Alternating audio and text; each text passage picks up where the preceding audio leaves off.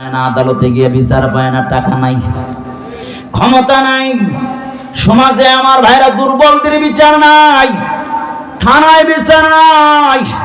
এই কারণটা কি? কারণ হলো একটা, জালেমরা জুলুম সব জায়গায় করছে। জুলুম বন্ধ করতে হলে পৃথিবীর কোন ইজম দিয়ে মতবাদ দিয়ে এই দুনিয়ার বৈষম্য দূর করা সম্ভব হবে না। একমাত্র মেডিসিন আমার ভাইরা আল্লাহ রাব্বুল আলামিন দিয়েছেন। কোরআন সুন্দর, আমার ভাইরা সমাজ সুন্দর করার জন্য, রাষ্ট্র সুন্দর করার জন্য, মানুষ সুন্দর করার জন্য, তার নাম হলো কালামুল্লাহ। আল্লাহ পাক কোরআন দিয়েছেন, মানুষের জীবনকে সুন্দর করার জন্য গাইড বুক দিয়েছেন। আমার ভাইয়ারা, এই কপালটা যেন পৃথিবীর কোন মানুষের সামনে না নয়, মাথা নত না করে।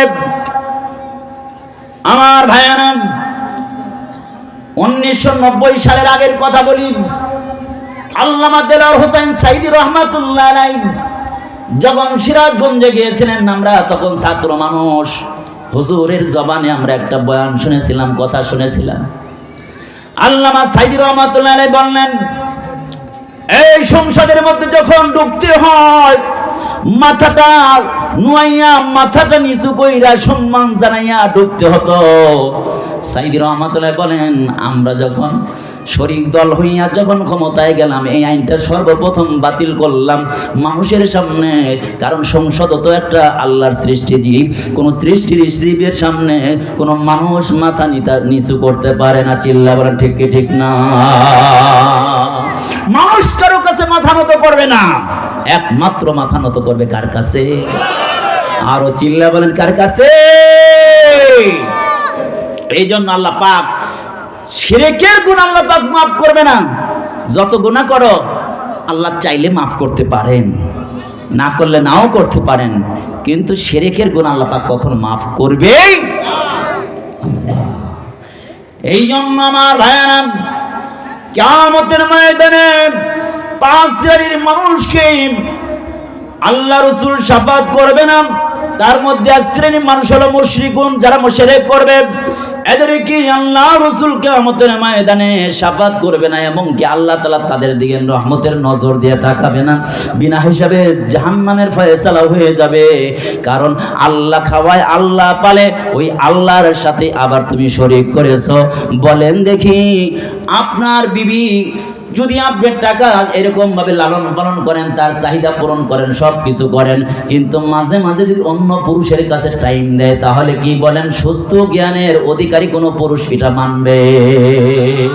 এটা মানতে পারে না। মানুষের আত্মমর্যাদায় লাগে, এই জন্য মানবে না। তদ্রূপ ভাবে আল্লাহ বলে, ওই বান্দা, আমি খাওয়াই, আমি সব কিছু দেই, আমি হায়াত দাতা, আমি রিজিক দাতা, আমি পানি দেই, আমি গরু ছাগল যা কিছু তোদের দরকার খাবারের জন্য ব্যবস্থা করলাম। বান্দা, এরপরে আবার তুই আমার সৃষ্টি জীবরে, তুই আমার সমকক্ষ যদি মানুষ, তাহলে আমি আল্লাহ তাআলা এত রাগ হয়ে যায়, এত গুসা হয়ে যায়, আমি আল্লাহ তাআলা কশিন কালেও তোকে মাফ করব না। আমার ভাইয়েরা, হযরত লোকমান হাকিম তার সন্তানকে যখন বললেন, এই সন্তান, ইয়া বুনাইয়া লা তুশরিক বিল্লাহ, হে কলিজার টুকরা সন্তান, আল্লাহ তাআলার সাথে শরীক করো না। ইন্নাশ শিরকা লাযুলমুন আযীম।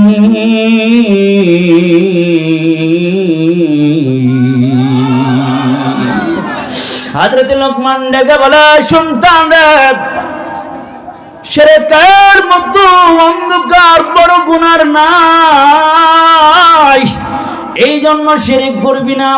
আল্লাহ তাআলার কাছে লোকমান হাকিমের এই কথাটা এত পছন্দ হলো, আল্লাহ রাব্বুল আলামিন এই কথাটা কোট করে কোরআন হিসাবে আল্লাহ তাআলা স্বয়ং নাযিল কইরা উম্মতে মুহাম্মাদীকে জানা দিলেন, যিনি তিনি, জোরে বলেন কে? আমার ভাইয়েরা, এই জন্য শিরক করা যাবে না। এই ভাই, শিরক করা যাবে না। শিরকের সাথে নাই, আমরা শিরকের সাথে নাই। আমার ভাইয়েরা, এই দুনিয়ার মধ্যে দেখবেন কত মানুষ আছে শিরক করে। আমার ভাইরা, অনেক মানুষ শিরক করে, আবার শিরককে প্রমোট করে। দেখবেন আমার ভাইরা, অনেক মহিলারা দেখবেন মাজারে গিয়া দেখবেন বলে, ও বাবা সন্তান তো 2টা হয়েছে, 3টা হয়েছে, সব মেয়ে হয়েছে, এইবার যদি মেয়ে হয় তাহলে তো উপায় নাই, আমার ভাত খাওয়ার হইতো না। বাবা একটু পেটেরটা একটু লক্ষ্য করবেন যাতে করে সন্তানটা ছেলে হয়। বলেন ছেলে দেওয়ার আর মেয়েদের একমাত্র মালিক যিনি, তিনি কে? ছেলে দেওয়ার মেয়ে দেওয়ার একমাত্র মালিক আল্লাহ। এই জন্য পৃথিবীর কাউকে ছেলে দেওয়া, মেয়ে দেওয়া অথবা সন্তান দেওয়ার পাওয়ারশালী মনে করা কাউকে যাবে না।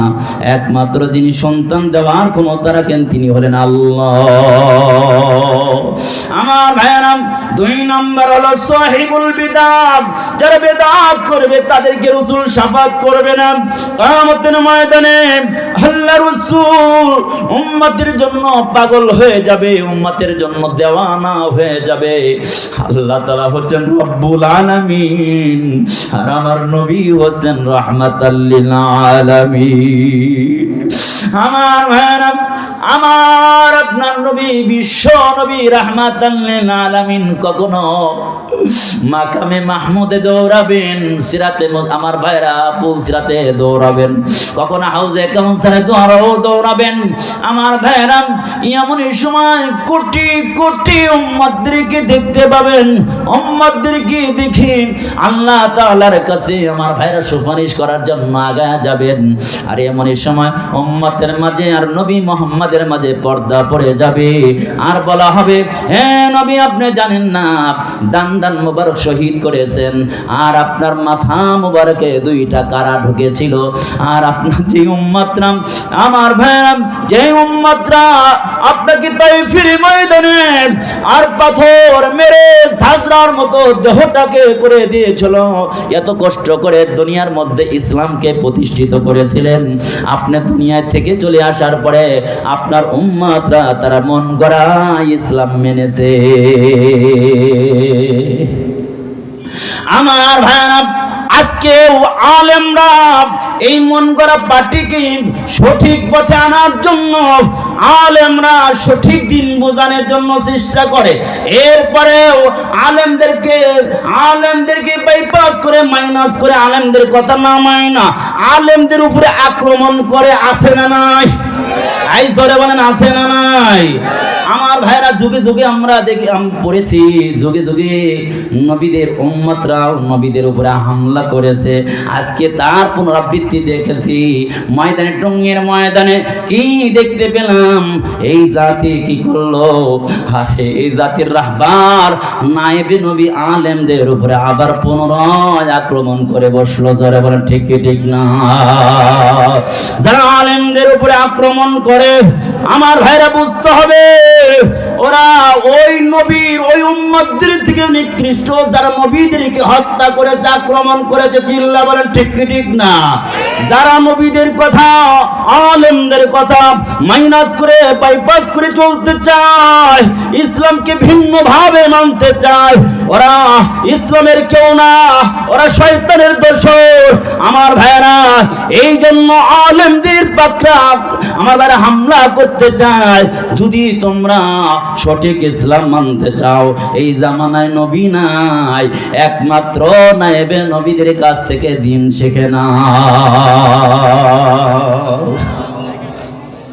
আমার ভাইরা, কিছু কিছু লোক আছে যারা নিজেরাও বেদাত করে, অন্যদেরকেও বেদাত করার জন্য উদ্বুদ্ধ করে। আছে না নাই? আমার ভাইরা বলেন দেখি, নবীজির রওজায় যারা গেছেন দেখেছেন, নবীজির রওজায় একটা মোমবাতি দেখেছেন? কেউ বলতে পারবেন না নবীজির রওজায় মোমবাতি আছে? কথা কয় না। নবীজির রওজায় আগরবাতি আছে? নবীজির রওজায় তো বড় একটা বাক্স আছে টাকার জন্য নাকি? না, নবীজির যে সম্মানিত মানুষ পৃথিবীর জগতে নাই, অথচ নবীর রওজায় টাকার বাক্স নাই, নবীজির রওজায় দান বাক্স নাই, নবীজির রওজায় মোমবাতি নাই, আগরবাতি নাই। আমার ভাইরা, যারা মাজার দিয়া যারা আগরবাতির ব্যবসা করে, মোমবাতির ব্যবসা করে, দান বাক্স খাড়া করে, যারা দুনিয়ায় আমার ভাইরা টাকার ব্যবসা করে, এটা আল্লাহ রসুলের খাঁটি উম্মত হতে পারে না, পদ্ধতি হতে পারে না, পথ আর মতো হতে পারে না। এটা স্বয়ং শয়তানের রাস্তা। চিল্লা বলেন ঠিক কিনা? কত হিফজখানা আছে, কত ইতিমরা আছে যারা টাকার অভাবে খেতে পাচ্ছে না, পড়ার সুযোগ পাচ্ছে না। ওই সমস্ত মাদ্রাসায় টাকা না দিয়ে ওই পাগলের ছাগলের দরবারে অনেক জায়গায় খেতা বাবা, ওই ন্যাংটা বাবা, এই জায়গায় কোটি কোটি টাকা পড়ে। আছে কি না? যে লোক মরছে হে তো বইয়েই গেছে, হে আর খাইব কোত্থেকে? কিছু সন্ত্রাস আছে, গঠফাদার আছে, এগুলোকে কন্ট্রোল করে, তারা খাচ্ছে। চিল্লা বলেন ঠিক কি ঠিক না? আমার ভাইয়ারা, 3 নাম্বার হলো আল হাকিমুজ জালিম। যারা স্বৈরা শাসক হবে, কিয়ামতের ময়দানে রাসূলের শাফাত পাবে না। মিশরের বাদশাহ হওয়ার আগে ফিরাউন ছিল একটা তরমুজ ব্যবসায়ী, আর একটা কবরস্থানের পাহারাদার ছিল। আল্লাহ তাআলা ওই জায়গা থেকে উঠে এনে আস্তে আস্তে মিশরের প্রেসিডেন্ট বানায় দিলেন। প্রেসিডেন্ট যখন হয়ে গেল, তখন দেখে আমার চেয়ে বড় কেউ নাই, আমার সামনে কথা বার্গেনিং করার মতো কেউ নাই, আমার মত আমার পথই সবার মানতে হয়। এই জন্য হামান রে ডেকে বলে, হামান রে, আমার সে বড় খোদার জমিনে নাই, তাড়াতাড়ি ঘোষণা করে দে না না রব্বুকুমুল আলা, ঘোষণা করে দে। হামান ঘোষণা করলো। আল্লাহ বলেন, এই ঢিলা দিয়েছি, ছাড় দিয়েছি, ছাড় দেব না, ছাড় দিয়েছি, ছেড়ে দেব না, এবার করে ধরবো। আখাযনা আল্লাহ তাআলা হঠাৎ করে ধরে ফেললেন। কিভাবে ধরে ফেললেন? আল্লাহ তাআলা ওহী নাযিল করে জানায় দেন, মুসা রে তাড়াতাড়ি আপনার বাহিনী নিয়ে তাড়াতাড়ি চলে আসেন, চলে আসেন, রাত্রিকালীন চলে আসেন। বাহিনী নিয়ে চলে আসলো, এই লোহিত সাগর পাড়ি দিল। এমনই সময় ওই ফিরআউন তার বাহিনী নিয়ে, সবাই জানেন শুধু ইঙ্গিত দেওয়ার উদ্দেশ্য, বাহিনী নিয়ে হাজার হাজার লক্ষ লক্ষ সোলজার নিয়ে আমার ভাই লোহিত সাগরের মাঝপথে যখন এসে গেছে, এইবার আল্লাহ বলেন, ও পানি রে তাড়াতাড়ি দৌড়ে ফালা। লক্ষ লক্ষ সোলজারকে মাছের খাবার বানা দিছে। আর এই অবস্থা দেখা ফিরাউন কয় লা ইলাহা বলতে লইছে, আর জিবরাইল আইসা কাদাটা নিয়ে মুখের মধ্যে ধরছে। যাইতে হয় কি কস তুই? জীবন ভরা জ্বালাইলি, জীবন ভরা জ্বালাইছস, আবার দাদার কাছে গিয়ে আবার জ্বালাবি, এটা তো মানা যাবে না। জোরে বলে ঠিক কিনা? আমার ভাইরা, ও দোস্ত, খেয়াল করে কথাগুলো বোঝার জন্য চেষ্টা করবেন। আমার ভাইরা, মিশরের লোকজন এসে বলে, ফিরাউন আপনি না খোদা?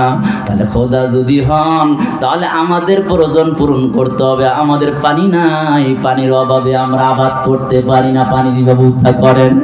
এবার নীলনদ শুকিয়ে গেছে, ফিরাউন মাথা খারাপ হয়ে গেছে। আসলে তো আমি খোদা না, আসল খোদা তো আমি না, পানি কেমনে দেব?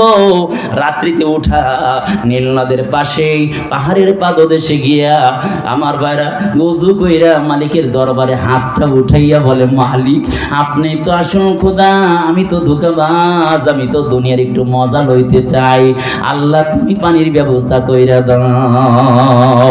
এই কথা বলে পাহাড়ের চূড়া থেকে যখন নামা আরম্ভ করেছে, আমার ভাইরা পানি কি লোহিত সাগরে নীলনদে পানি কি প্রবাহিত হইতে আছে কিনা দেখার জন্য নামতেছে। টেনশন মাথায়, যদি পানি না আসে তাহলে খোদাই তো চইলা যাইবে। আমার ভাইরা, এমন সময় টেনশন কত রে, এমন সময় জিবরাইল সিদ্দিকী বলে মানুষের সুরাত ধইরা কলম আর কাগজ লইয়া একটু বলে, স্যার দাঁড়ান, আসসালামু আলাইকুম, স্যার একটু দাঁড়ান। তুই কোথালির এইখানে কথা বলার সময় নাই। বলে স্যার একটু কথা। কি কথা বলেন দেখি, একটা বিচার করতে হবে। কি বিচার? বলে স্যার বলেন দেখি, আমি একটা লোকরে গোলাম হিসেবে কিনে নিয়ে আসলাম, বাড়িতে কাজ করতে দিলাম, আমি গরু ছাগল বুঝা দিলাম, ঘর বাড়ির কাজগুলো বুঝা দিলাম, সব বুঝা দিলাম, আর বললাম কাজগুলো করবা, ঠিক মতো খাইবা, রুটিন মাফিক কাজগুলো করবা। কাজ করতে করতে করতে করতে করতে একদিন, দুই দিন, কয়েক বছর যখন হয়ে গেল, আমার বাড়ির গোলামটা স্বয়ং নিজেই বাড়ির মালিকানা দাবি করে বসে